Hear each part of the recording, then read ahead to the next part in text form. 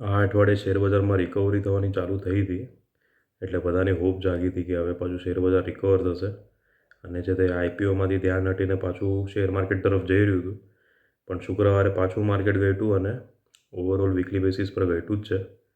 એટલે આ તો શેરબજારમાં તો વોલેટિલિટી રહેશે. એટલે હવે કમાવવું હોય તો સેફ સાઈડ તો આમ જોવા જઈએ તો આઈપીઓ જ છે. હવે શુક્રવારે એનએસએસીમાં 70% પ્રીમિયમે લિસ્ટિંગ થયું હતું અને એ પછી એ 4% વધ્યું. એટલે 94% પ્રીમિયમ કમાણી થઈ છે. અને બી એલોટમેન્ટ થયું હોય અને હોલ્ડિંગ રાખ્યું હોય એમણે અને નીકળી ગયા હોય તો બી શું 90% તો બહુ થઈ ગયા. એટલે અત્યારે 90% નહીં પણ 20% પ્રીમિયમ એ બી જો લાગે તો કમાણી થઈ જાય તો બહુ છે. કારણ કે અત્યારે શેર માર્કેટમાંથી 20% કાઢવા બી મુશ્કેલ છે.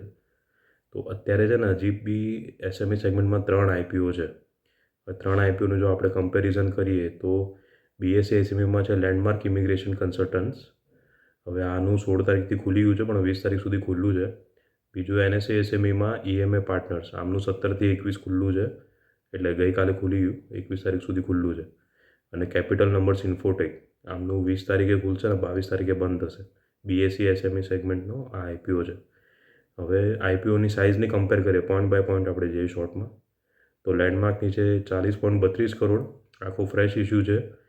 પ્રાઇસ બેન્ડ સારું છે, 70થી 72. એક લોટમાં 1600 શેર છે. એટલે આપણને જોઈશે 1,15,200 અરજી કરવા માટે. ઈએમએનું થોડુંક વધારે છે, 117થી 124 છે પ્રાઇસ બેન્ડ. એટલે એક લોટમાં 1000 શેર છે એટલે એમાં બી 1,24,000 જોઈશે. એમનો ઓવરઓલ આઈપીઓ સાઇઝ 76 કરોડ છે. એ આ લેન્ડમાર્ક કરતાં વધારે છે. પણ ફ્રેશ ઇસ્યુ બી છે, ઓફર ફોર સેલ બી છે. એટલે આમ તો કમ્પેર ના થાય. ઓફર ફોર સેલ આવી ગયું તો કેપિટલ નંબર્સમાં પણ એમ જ છે. સાઇઝ 169.37 કરોડ છે, સૌથી વધારે. પણ આમાં પણ બંને છે, ઓફર ફોર સેલ બી છે, ફ્રેશ ઇસ્યુ બી છે. અને આમની પ્રાઇસ બેન્ડ તો 250થી 263 છે. એટલે એક લોટમાં ખાલી 400 જ શેર આવશે અને ઇન્વેસ્ટમેન્ટ જોઈશે 1,05,200. એટલે આઈપીઓની સાઇઝના હિસાબે તો લેન્ડમાર્ક સારું છે, પણ પછી ફંડામેન્ટલના હિસાબે બધું પ્લસ માઇનસ થતું હોય છે.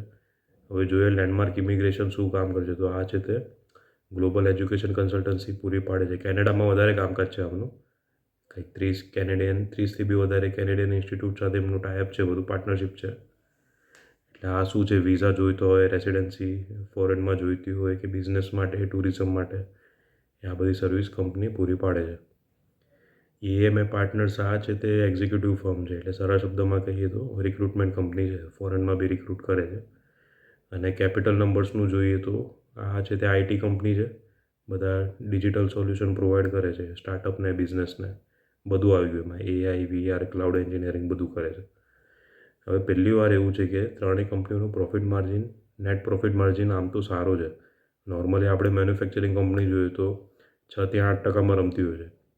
હવે લેન્ડમાર્ક ઇમિગ્રેશનનું નેટ પ્રોફિટ માર્જિન છે 31.87%. ઈએમએ પાર્ટનર્સનું છે 20.74% અને કેપિટલ નંબર્સનું છે 26.47%. એટલે ત્રણેય કંપનીના નેટ પ્રોફિટ માર્જિન એક રીતે સારા કહેવાય. સૌથી વધારે લેન્ડમાર્કનું જ છે. હવે પ્રોફિટ ગ્રોથ જોઈએ તો લેન્ડમાર્ક 21-22માં 3.93 કરોડ કમાઈ હતી, નેટ પ્રોફિટ થયું હતું.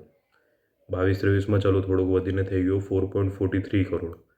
23-24માં ડબલથી બી વધારે થઈ ગયો 11.11 કરોડ. અને અત્યારે કરંટ ફાઇનાન્શિયલ યરના સપ્ટેમ્બર એન્ડ સુધીમાં, એટલે એપ્રિલથી સપ્ટેમ્બરના એન્ડ સુધીમાં 5.40 કરોડ કમાઈ છે. એટલે આ વર્ષે બી ગ્રોથ નથી લાગતો, એટલો જ કદાચ થઈ શકે 11-12 કરોડ. ઈએમએનું જોઈએ તો 21-22માં કમાઈ 11.27 કરોડ, સારું કહેવાય. 22-23માં સીધો ઘટીને થઈ ગયો 3.07 કરોડ. 23-24માં પાછો વધીને થઈ ગયો 14.27 કરોડ. હવે કરંટ ફાઇનાન્શિયલ યરના જુલાઈ એન્ડમાં 4.37 કરોડના નેટ પ્રોફિટમાં છે. એટલે આમનું પ્લસ માઇનસ થઈ રહ્યું છે, સ્થિર નથી પ્રોફિટ ગ્રોથ જે જોઈએ નોર્મલી.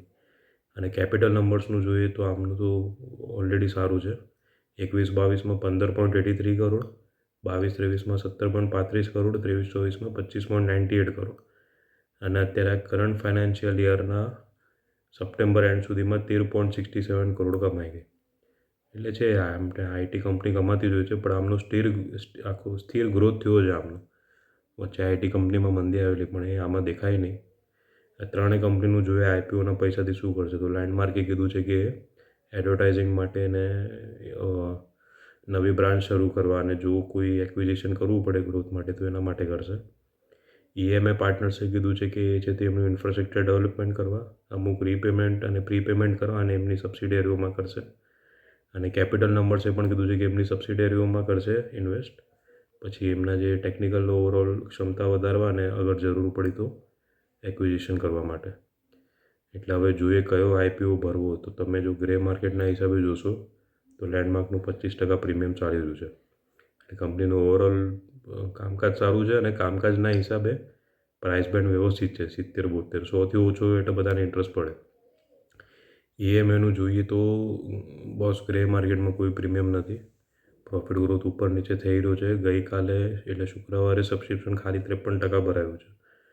અને કેપિટલ નંબર્સનું જોઈએ તો સૌથી વધારે છે આમનું 41% પ્રીમિયમ. હવે IT સેક્ટરમાં હોય છે, મંદીની સિઝન આવે તો કામકાજ ઘટતું, પણ અત્યારની આપણે વાત કરીએ તો હવે IT સેક્ટર સારું રહેશે એમ બધા રિપોર્ટમાં આવ્યું છે. એટલે જ કદાચ આમનો પ્રાઇસ બેન્ડ વધારે છે તો બી 250 to 263 તો પણ છે તે લોકોને ઇન્ટરેસ્ટ પડ્યો છે.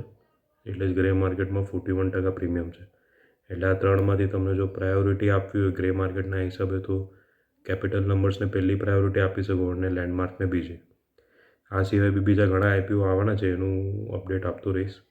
અને બીજી એક વસ્તુ કેવી હતી કે મને ઘણા લોકોએ રૂબરૂ બી કીધું અને કમેન્ટ બી આવેલી કે હું અમુક વિડીયો એડિટિંગ જેવું કંઈક કરું, આ એકદમ ડલ જાય છે.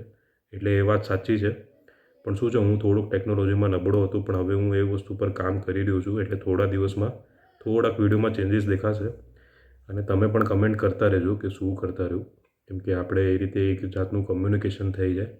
અને હું થોડુંક ફેરફાર કરતો રહીશ, કારણ કે લોકોની વાત બી સાચી છે કે આ વિડીયો આખો આમ ડલ જાય તો બી મજા ના આવે. થોડુંક કંઈક ઇન્ફોર્મેશન વિડીયોમાં આપું. ડિસ્ક્રિપ્શનમાં તો હું આપતો હોઉં છું, પણ કઈ રીતે થઈ શકે હું બી કાંઈક વર્કઆઉટ કરું છું, શીખી રહ્યો છું. હું બી ટેકનોલોજીમાં હું નબળો હતો, પણ હવે હું થોડુંક શીખી રહ્યો છું. એટલે વિડીયોમાં તમને ફેરફાર દેખાશે.